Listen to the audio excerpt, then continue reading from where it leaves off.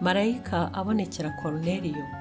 Hariho umuntu w'i Kayisariya witwaga Koruneliyo, umutware utwara umutwe w'abasirikare wo mu ngabo zitwa Italiyana. Yari umuntu w'umunyadini wubahana Imana n'abo mu rugo rwe bose, wagiriraga abantu ubuntu bwinshi, agasenga Imana ubudasiba.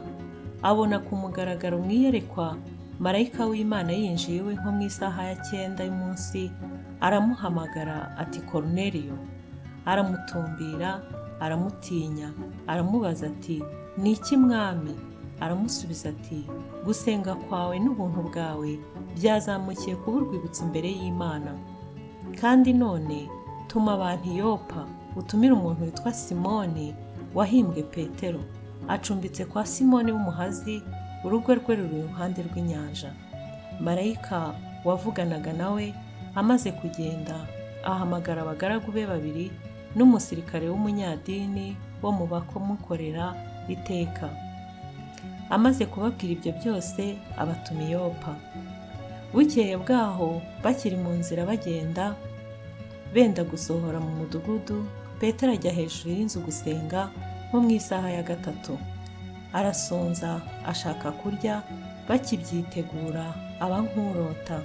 Abona ijuru rikingutse, maze ikintu kiramanuka gisa nk'umwenda w'umukoma hasi, gifashwe ku binyita 4 kijya hasi.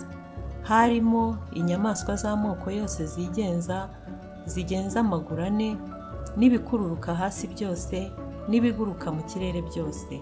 Ijwi riramubwira iti haguruka Petero, ubagurye. Petero ati oya mwami, kuko ntigeze kurya ikizira cyangwa igihumanya. Iryo jwi riramusubiza ubwa kabiri riti iby'Imana ihumwanuye wabyita ibizira? Biba bityo 3. Icyo kintu gihera ko gisubizwa mu ijuru. Petero agishidikanya mu mutima we uko ibyo yeretswe bisobanura, abona abantu batumwe na Koruneliyo bamaze kubaza inzu ya Simoni iyo ariyo, bahagarara ku irembo. Barahamagara babaza yuko Simoni wahimbwe Petero acumbitsemo.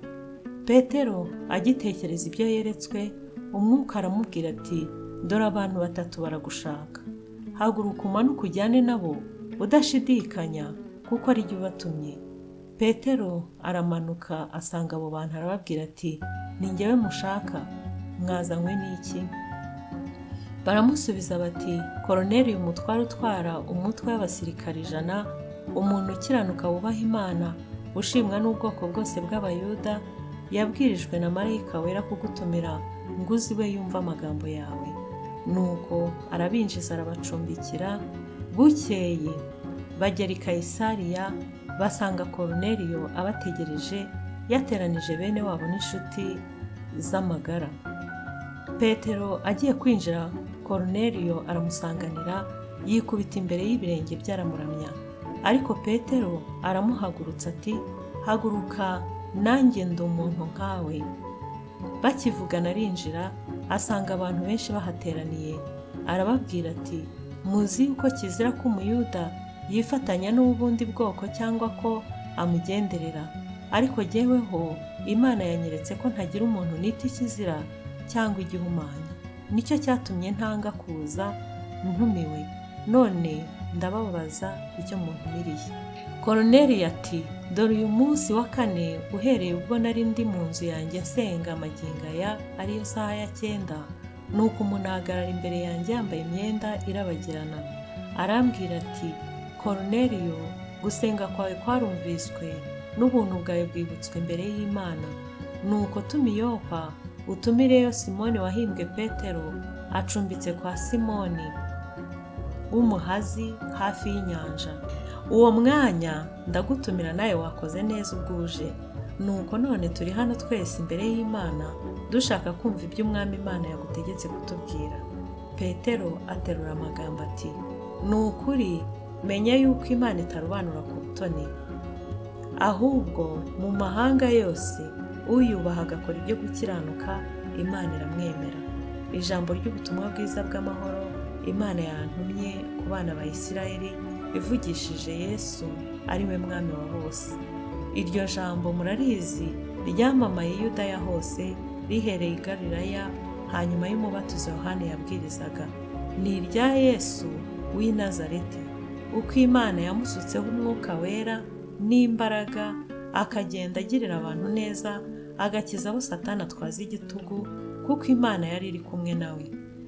Natwe turi abagabo bo guhamya ibyo yakoreye mu gihugu cy'Abayuda byose n'i Yerusalemu, uwo bamwicishije kumubamba ku giti. Ariko Imana imuzura ku munsi wa gatatu, imwerekana ku mugaragaro.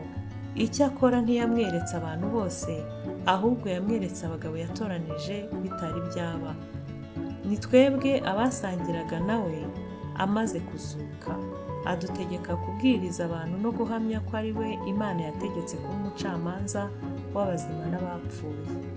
Abahanuzi bose baramuhamije, bavuga yuko umwizera wese azababarirwa ibyaha ku bw'izina rye. Petero akivuga ibyo, umwuka wera amanukira abumvise ayo magambo bose.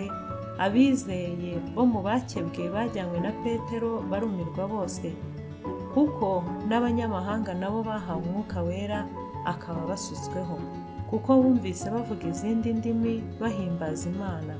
Maze Petero abaza ati, aba ngaba bahawe umwuka wera nkatwe, ninde ubasha kubima amazi ngo batabatizwa? Ategeka ko babatizwa mu izina rya Yesu Kristo. Bahera ko baramwinginga ngo amareyo iminsi. Ijambo ry'Imana riravuga ngo uwubaha Imana mu mahanga yose, uwubaha Imana agakora ibyo gukiranuka, Imana iramwemera. Yesu araha umugisha mwinshi. Shalom shalom.